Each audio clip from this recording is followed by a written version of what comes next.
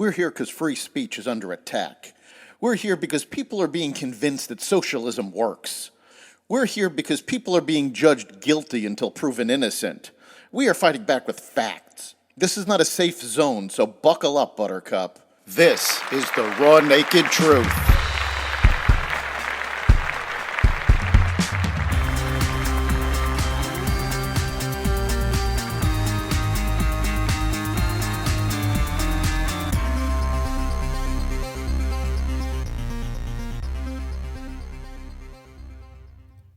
Debt ceiling talks, power grid problems, a royal cry for attention, and more. Welcome to the Raw Naked Truth. I'm your host, Eric Lopkin, and here's the news you need to know. President Biden and House Speaker Kevin McCarthy said Wednesday that they were determined to reach a deal soon on raising the debt ceiling to prevent a catastrophic default. Biden and McCarthy on Tuesday agreed to negotiate directly on a deal to raise the $31.4 trillion debt ceiling before the government runs short of money in June. Biden and fellow Democrats insist on raising the cap with no conditions. Republicans want deep spending cuts in exchange for raising the debt limit. We're going to come together because there's no alternative, Biden told reporters at the White House before leaving for a Group of Seven summit in Japan. McCarthy said reaching a deal by the time Biden returns Sunday from Asia is doable. The U.S. power grid is facing an elevated risk of shortages in the coming summer months amid a nationwide push to replace fossil fuel generation with green alternatives, according to the nation's top grid watchdog.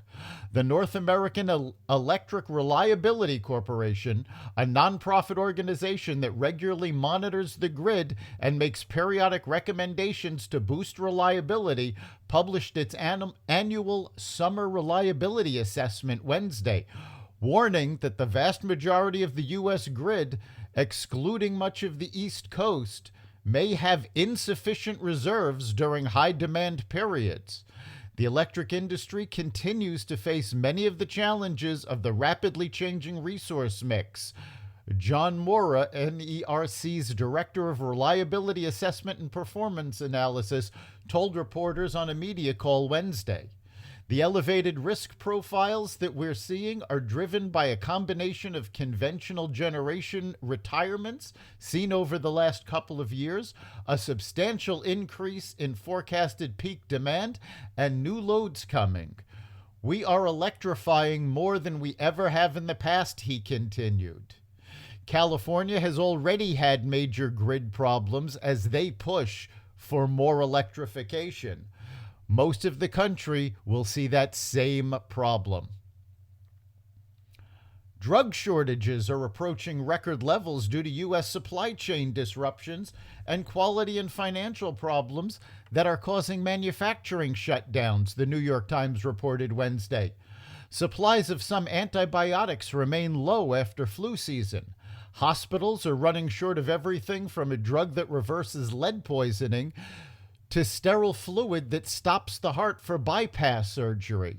The shortages are delaying treatment for some cancers. The White House and Congress are investigating disruptions of the generic drug market that accounts for 90% of domestic prescriptions. This is, in my opinion, a public health emergency, Dr. Amanda Fader, a professor at Johns Hopkins School of Medicine and a president-elect of the Society of Gynecological Oncology, told the New York Times. The return to the office has stalled after average city office occupancy rates reached 50% at the start of 2023 for the first time since the pandemic hit the United States 3 years ago. Since then, office usage rates haven't moved much. About 58% of companies let employees work part of the week at home, according to software firm Scoop Technologies. Just 42% of companies require full-time in-person work, down from 49% 3 months ago. The situation is devastating real estate values, lowering property tax revenue, and hurting small businesses like bars and restaurants that depend on office workers. Every office sitting empty, means less funding for everything from schools to affordable housing, New York City Mayor Eric Adams said in a statement. OpenAI CEO Sam Altman on Tuesday warned lawmakers artificial intelligence could cause significant harm to the world. Altman, testifying to Congress for the first time, said he was willing to cooperate with lawmakers to reduce risks by his company's ChatGPT and rival AI products. Altman called for regulators to address potential hazards like the spreading of disinformation, emotional manipulation, or even the use of AI to target drone strikes. If this technology goes wrong, it can go quite wrong, Altman said, although he said his company would continue developing and releasing new technology. Members of the Senate Judiciary Subcommittee expressed fear that the technology was developing too fast for policymakers to keep up with AI already killing some jobs and spreading misinformation.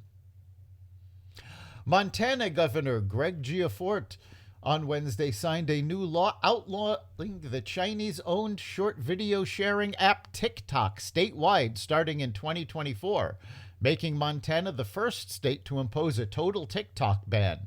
The federal government has warned that China could access TikTok data, posing a potential national security risk. A growing number of state governments have banned TikTok on government-issued devices.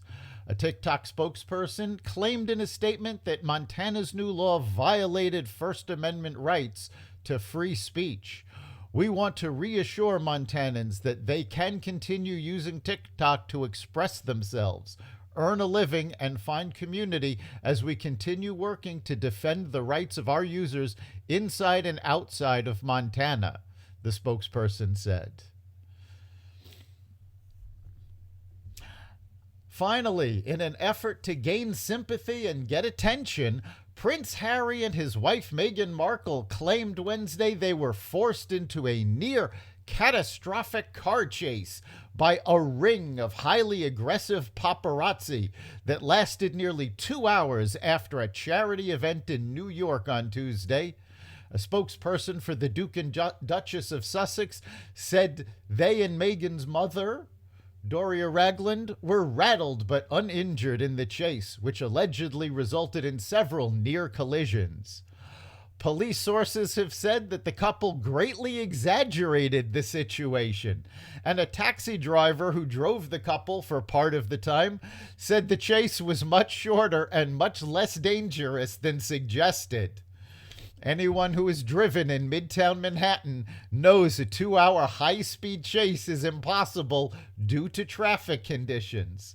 Still, the incident prompted comparisons to the 1997 crash that killed Harry's mother, Princess Diana, after the paparazzi chased her car in Paris. Police statements have continued to say the events, as the Duke and Duchess described them, didn't happen that way.